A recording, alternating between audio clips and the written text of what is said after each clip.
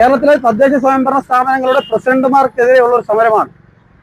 പാവപ്പെട്ട ആളുകൾ, സ്വന്തമായി ഭൂമിയില്ലാത്ത ആളുകൾ, ഏതെങ്കിലും ഹിന്ദു സമുദായത്തിൽപ്പെട്ട ആളുകൾ, ആ സഹോദരന്മാർക്ക് സ്വന്തമായി ഭൂമിയില്ലെങ്കിൽ അവർ മരണപ്പെട്ടാൽ അവരെ അടക്കുന്നതിന് വേണ്ടിയിട്ട് പൊതു ശ്മശാനങ്ങളാണ് ഉണ്ടാക്കേണ്ടിയിരുന്നത്.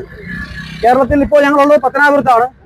പത്തനാപുരത്തടക്കം സ്ഥലം വാങ്ങിയിട്ടിട്ടും ശ്മശാനം പണിയാത്ത നൂറുകണക്കിന് ത്രിതല പഞ്ചായത്തുകളുണ്ട്, ഗ്രാമപഞ്ചായത്തുകളുണ്ട്.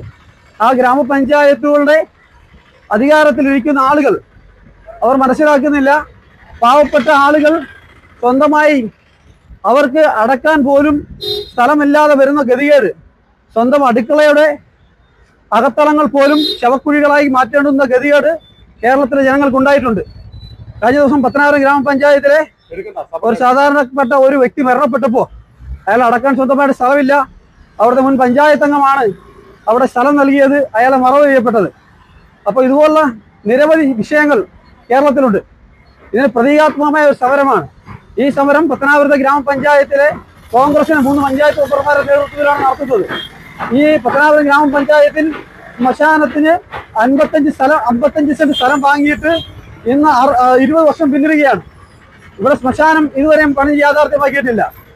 അപ്പോൾ ജനങ്ങളുടെ ശ്രദ്ധയിലേക്ക് ഈ വിഷയം എത്തിക്കുക എന്നുള്ളത് മാത്രമാണ് ഞങ്ങളുടെ ഏറ്റവും വലിയൊരു ലക്ഷ്യം.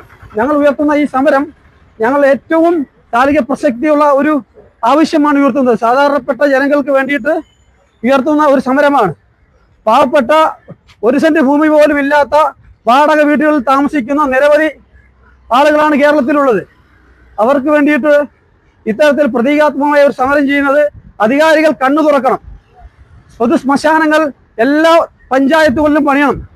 പത്തനാപുരം ഗ്രാമപഞ്ചായത്തിൽ പൊതു ശ്മശാനം പണിയുന്നതിന് സ്ഥലമുണ്ടായിട്ടും ഒരാളെ അടക്കം ചെയ്യാൻ അവരുടെ കുടുംബത്തിന് കഴിഞ്ഞില്ല.